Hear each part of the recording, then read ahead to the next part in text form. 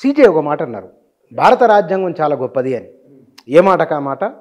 ఈసారి ప్రజల అభిప్రాయాన్ని గుర్తించని పార్టీ ఎవరైనా కానీ ఓడిపోతున్నారు. ప్రజాస్వామ్య గొప్పతనం. ఇంత పెద్ద వ్యవస్థలో ఇన్ని కోట్ల మంది ఈ 75 ఏళ్ల కాలంలో నాయకులు మారిండ్రు, నాయకులను మార్చిండ్రు ప్రజలు, కానీ ఇంత పెద్ద గందరగోళాలు ఇండియాలో జరగలేదు. ఇవాళ ప్రపంచం, భారతీయ సమాజం 50 ఏళ్ల కింద ఉన్నట్టు ఇప్పుడు లేదు. మన దగ్గర జనరేషన్ జెడ్ ఉన్నది. మనం ఏ జాగ్రత్తలు తీసుకోవాలి? నిజానికి శ్రీలంక, బంగ్లాదేశ్, నేపాల్, దీనికి ముందు అరబ్ స్ప్రింగ్, అది కూడా ఈజిప్టు అట్లాంటి దేశాలన్నీ కూడా పెద్ద ప్రభావం, లిబియా చాలా గమ్మత్తుగా జరిగింది. హోస్ని ముబారక్ ఈజిప్ట్లో అదే కదా, ఆకుపై వాల్సెస్ న్యూయార్క్ అమెరికాలో వచ్చింది. అంటే అది మూలం యాక్చువల్గా ఈ మూమెంట్స్కి, జంజీ మూమెంట్స్, అది కూడా social media moments. Social media, Facebook, అది 100% హోస్ని ముబారక్. ఫేస్బుక్ అప్పుడు బాగా పాపులర్ ఫేస్బుక్గా. ఇంకా మిగతా తర్వాత ప్లాట్ఫామ్స్ వచ్చినాయి. ఈ వచ్చిన ప్రతిసారి మన దగ్గర చూస్తున్నారు. పర్టికులర్లీ శ్రీలంక, బంగ్లాదేశ్, నేపాల్, ఈ 3 వేరు కారణాలు. నిజానికి శ్రీలంకనేమో ధ్వంసం చేసినారు వాళ్ళు. సరే, అప్పుడున్న వాళ్ళ ధ్వంసం అంటే వాళ్ళకు విపరీతమైన, మీరు అన్నట్టుగా అది ఇంతకుముందు మన చర్చలో వచ్చినట్టుగా ఎల్టీటీ ఆ ప్రభావం తగ్గించినందుకు జాతీయవాదము ప్రజ్వరిల్లు, ఓహో అద్భుతము అది అనుకున్న కొద్ది రోజుల్లోనే అది మటాషైంది. ఆర్థిక వ్యవస్థ విధ్వంసం చేసేసినారు. ఆర్థిక వ్యవస్థ నామమాత్రం లేకుండా. అక్కడ ఫ్యామిలీ ఉన్నది వాళ్ళది, వాళ్ళ ఫ్యామిలీ మొత్తము ఈవెన్ వ్యవసాయ రంగాన్ని కుదేలు చేసినారు. వ్యవసాయ రంగం కూడా ప్రధానమైన అదే ప్రధానం. వ్యవసాయ రంగంలో కొత్త విప్లవాలని, వాళ్ళు దేశీ పద్ధతులని ఏదో చేసి, ఎరువుల వాడకాలు తగ్గించి ఏదో చేసి ఆ పంట ఉత్పత్తులు రాక అది నాశనం. ఆర్గానిక్ వ్యవసాయం అనుకున్నారు. ఇట్లా రకరకాల పద్ధతులతో ధ్వంసం చేసిన ఆగ్రహం పెళ్ళుకింది. ఆగ్రహం పెళ్ళుకినాక ఎవరు వచ్చినారు? కమ్యూనిస్టులు వచ్చినారు. ఆశ్చర్యం. ఏ కమ్యూనిస్టులో? ఇక్కడ కూడా కమ్యూనిస్టులు అంటే కమ్యూనిస్ట్ లాగా ఉండరు, వాళ్ళు లేరు కదా. అక్కడ కూడా కమ్యూనిస్టులు వచ్చింది. వాళ్ళు ఎవరు? ఇంకా వాళ్ళు విప్లవ కమ్యూనిస్టులే. శ్రీలంకలో వచ్చిన వాళ్ళు రోహన విజయవీర అని 70s వాళ్ళందరినీ అణచివేసినారు. కానీ జేవివి అని, జనతా విముక్తి పెరమున, జేవిపి అని ఒక ఆర్గనైజేషన్ ఉండేది అక్కడ. ఇదే మావోయిస్ట్ ఆర్గనైజేషన్. ఒక రకంగా పెద్ద విప్లవం చేసినారు వాళ్ళు కూడా, పెద్ద ప్రభావం. వాళ్ళని సముద్రాలలో క్యాండీ దాంట్లో చంపేసి బీచ్ డ్యామ్ మీద పడేసినారు. సెటిల్ కమిటీ ఆ రోహిణి విజయవీరని కూడా చంపేసినారు. ఒక పెద్ద విప్లవం అయింది అక్కడ శ్రీలంకలో, లెఫ్ట్. కానీ వాళ్ళు ఎల్టీటీ విషయం వచ్చినప్పుడు ఇదే జాతీయవాదులు, నేషనలిస్ట్ ఎట్లా అయితే ఉంటారో ఎల్టీటీకి వ్యతిరేకంగా ఉండేది జేవీవి. ఓకే, వీళ్ళు కూడా అంటే జేవీవి కూడా బయటకు వచ్చి, అతను అంతకుముందు పార్లమెంట్ సభ్యుడు కూడా, ఇవాళ ఉన్న ప్రధాని, ఆయన పేరు ఏదో ఉంది కదా, విక్రమ్ సింగ్ అనే ఉంది సార్, ఏదో ఉన్న ఇప్పుడున్న ప్రధాని కమ్యూనిస్టు ఆయన, మళ్ళీ పేరు గుర్తు. అయితే ఆయన అంతకుముందు గెలిచిన వాడే. కానీ వాళ్ళు ఎన్నికల్లో పాల్గొన్నారు. అంటే వాళ్ళు కూడా సాయుధ పోరాట విరమణ చేసి ఎన్నికల్లో పాల్గొన్నారు. కానీ జాతీయవాదులు వాళ్ళు. జనరల్గా కమ్యూనిస్ట్ పార్టీలు కానీ వీళ్ళు కానీ ఒక జాతి పోరాటాన్ని సపోర్ట్ చేస్తారు కదా, ఎల్టీటీ లాంటి దాన్ని. కానీ సపోర్ట్ చేయలే వాళ్ళు కూడా జాతీయవాదులు కూడా. వాళ్ళు కూడా ఇవల్ల జస్ట్ ఒక మార్పు గురించి జరిగింది. అది శ్రీలంక టర్మాయిల్స్ అన్నీ కూడా అందరికి తెలిసినాయి. ఎల్టీటీ, సరే ఆర్గానిక్ వ్యవస్థ ధ్వంసం, పెట్రోల్ ఎక్కడికో పోవడం, కానీ ఈ వచ్చిన వాళ్ళు కూడా తేడా ఏం లేదు. మొదట్లో ఏదో చూపించినారు, బంగ్లాదేశ్ తోటి ఒప్పందము, మన దగ్గర అదానీ ఒప్పందము, ఎలక్ట్రిసిటీ ఒప్పందము, దీన్ని తవ్విదీసినారు కదా, అన్నీ మళ్ళీ అడ్జస్ట్ అయ్యి చాప కింద నీరులాగా ఈ కమ్యూనిస్టులు కూడా ఆ కమ్యూనిస్టులు కూడా సేమ్ నేపాల్ లాగానే జరుగుతున్నారు. ఏ మార్పు లేదు. కానీ బంగ్లాదేశ్లో ఏం జరిగింది? బంగ్లాదేశ్లో రివెంజ్ పాలిటిక్స్ అయిపోయింది ఆఖరికి. అక్కడ కూడా ఒక మంచి ఉద్దేశంతో వచ్చినారు. అసలు అది ఇంకా విచిత్రమైన రీజన్, ఒక చిన్న రీజన్. సివిల్ సర్వీసెస్లో అప్పుడు బంగ్లా విముక్తి ఉద్యమంలో ఉన్న వాళ్ళకి రిజర్వేషన్స్ ఉన్నందుకు అవామీ లీగ్ అప్పుడు ఉన్నది కదా విముక్తి ఉద్యమం 70sలో, దానికి రిజర్వేషన్స్ ఉన్నందుకు ఉద్యమం వచ్చింది. వాళ్ళు ఏం చేసినారు? హిందువుల మీద పడడము, ఇట్లాంటి రివెంజ్ పాలిటిక్స్ పోయినారు. బంగ్లాదేశ్ చాలా బాధ కలిగింది. Only revenge politics. అంటే అరే విప్లవం అది, మరి విప్లవం ఇట్లా హిందువుల మీద దాడి చేసి మంచిగానే జరిగింది కదా, ఓ అని బ్రహ్మాండంగా జరిగింది, అయిపోయింది. దాని కూడా సరే షేక్ హసీనాని ఇక్కడ తెచ్చిండ్రు. అక్కడ ఒక ఆయన హుసేన్, ఆయన పేరు ఏదో ఉండే కదా, బ్యాంక్ అతను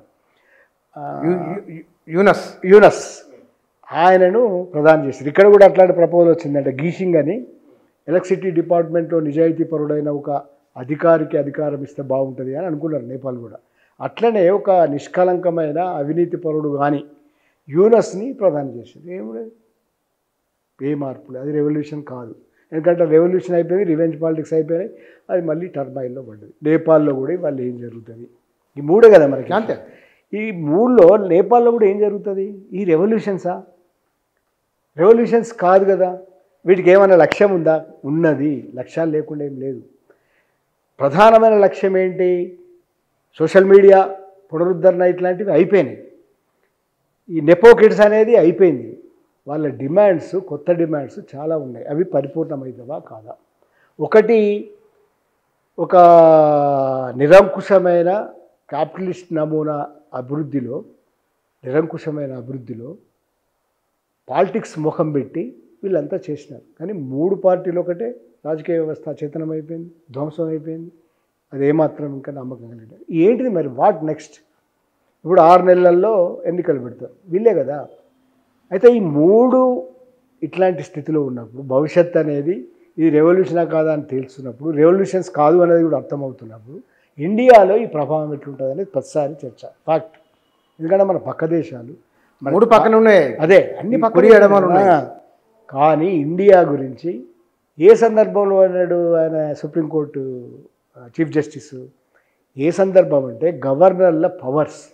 అంటే మన రాజ్యాంగం గొప్పది. ఈ రాజ్యాంగం వల్ల మనకు బంగ్లాదేశ్, శ్రీలంక లేదా నేపాల్ లాంటి పరిణామాలు జరగడం లేదు. ఏం గొప్పతనం? నిజమే, పొలిటికల్ టర్మాయిల్ ఉన్నా కూడా, పొలిటికల్ చేంజెస్ ఉన్నా కూడా, ఆ తర్వాత రాజకీయ పార్టీల సంక్షోభాలు ఉన్నా కూడా, ఇది రాజకీయ పార్టీల ద్వారానే ప్రజాస్వామ్య పద్ధతుల్లోనే చలానం అవుతున్న ఒక రాజ్యాంగం ఉంది మనకు. ఈ రాజ్యాంగం దీన్ని కాపాడుతున్నదే సెన్స్లో మాట్లాడినాను. కోర్టులు కాదు, ఇక్కడ గుర్తుపెట్టుకోండి మీరు కూర్చున్న రాజ్యాంగం కాపాడుతుంది.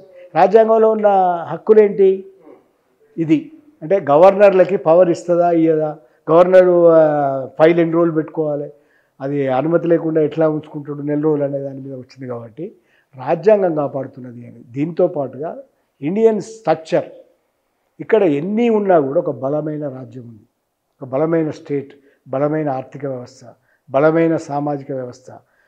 జాతీయవాదం అనేది ఓవరాల్గా భిన్న ప్రపంచమైనప్పటికీ కూడా ఓవరాల్గా ఇండియన్ నేషనాలిటీ అనేది ఒక స్ట్రక్చర్ ఉంది. దీనివల్ల ఈ విశాల భారతదేశంలో జంజీ లాంటి ఆకస్మిక తిరుగుబాట్లు వచ్చే అవకాశం లేదు. కానీ ప్రపంచంలో భవిష్యత్తు ఈ తిరుగుబాట్ల లాంటి వచ్చే అవకాశాలు విపరీతంగా ఉన్నాయి.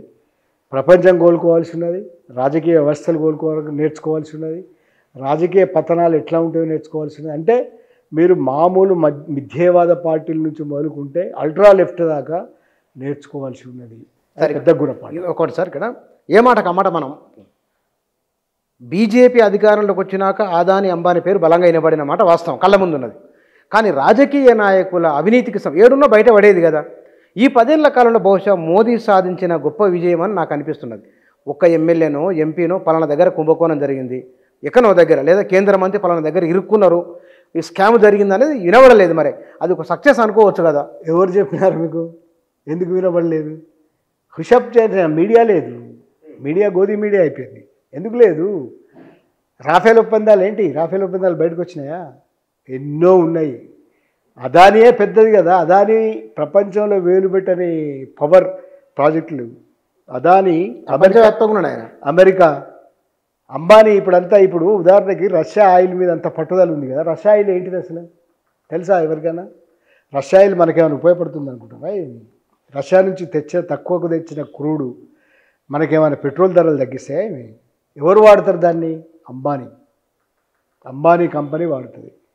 అంబానీ కంపెనీ ఆ రష్యా ఆయిల్ తోటి లాభపడుతుంది. కంపెనీ లాభపడుతుంది, కార్పొరేట్ కంపెనీ.